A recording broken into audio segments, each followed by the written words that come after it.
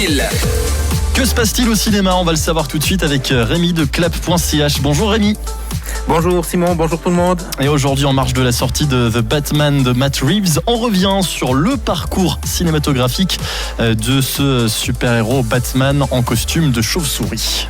Oui, avant de s'attaquer au film de la semaine, on va évoquer 5 Batman incarnés par Michael Keaton, Val Kilmer, George Clooney, Christian Bale et Ben Affleck. Et on commence par le Batman de Tim Burton. Exactement, celui de Tim Burton Mais avant ça, on va vite revenir, si vous voulez bien, sur l'origine du personnage. Créé en 1939 par le dessinateur Bob Kane et le scénariste Bill Finger pour DC Comics, Batman, c'est Bruce Wayne, qui voit ses parents assassinés devant ses yeux quand il est enfant.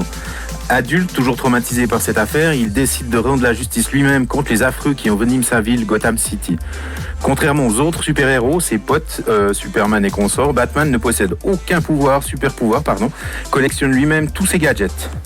On est face à un héros vengeur qui se bat contre l'injustice. En 89 et en 92, c'est Tim Burton qui consacre un diptyque aux super-héros de Gotham City, Batman et Batman le défi. Pour ce faire, il choisit de confier ce rôle emblématique à Michael Keaton, qui avait déjà dirigé dans son jouissif Beetlejuice. Keaton retranscrit à merveille la névrose du personnage tout en lui prêtant charisme et panache.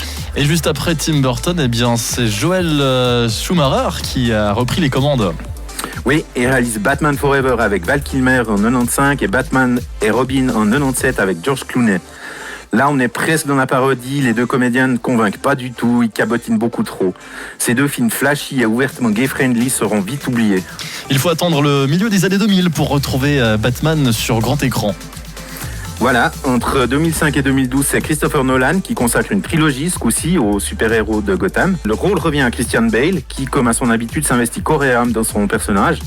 Il en fait un chevalier noir, très noir, trop noir peut-être. La franchise sombre un peu trop vite dans la tragédie shakespearienne. Batman devient un homme beaucoup trop traumatisé et perd de sa splendeur. Et puis, c'est au tour de Ben Affleck de se glisser dans la peau du personnage. Voilà, exactement. Puis alors là, c'est le fond du panier. Ça, vraiment, sous la direction du très peu recommandable Zack Snyder, Ben Affleck est un Batman avec un charisme d'une huître pas fraîche, noyée dans des effets spéciaux indigestes. Sa prestation est parfaitement oubliable. Et aujourd'hui, Batman, c'est Robert Pattinson. C'est ça, Robert Pattinson. Et un peu malheureusement, comme Christian Bale, il ne joue que sur le côté névrosé du personnage et ne dessert jamais les dents. Dans le film Fleuve, qui dure près de 3 heures, réalisé par Matt Reeves, Batman doit faire face à un affreux qui s'attaque aux notables corrompus de Gotham City. Malgré une mise en scène assez remarquable qui rend honneur à l'univers de Bob Kane et de Bill Finger, The Batman contient beaucoup de scènes trop longues et bavardes. C'est confus, on a beaucoup de peine à se passionner pour ce qui se passe à l'écran. Bon, alors on a compris que Ben Affleck c'était pas votre Batman préféré. Non. C'est lequel le meilleur pour vous alors ?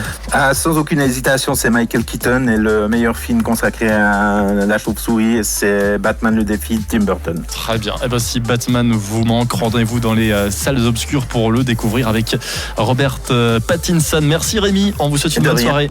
À vous aussi, merci beaucoup, au revoir.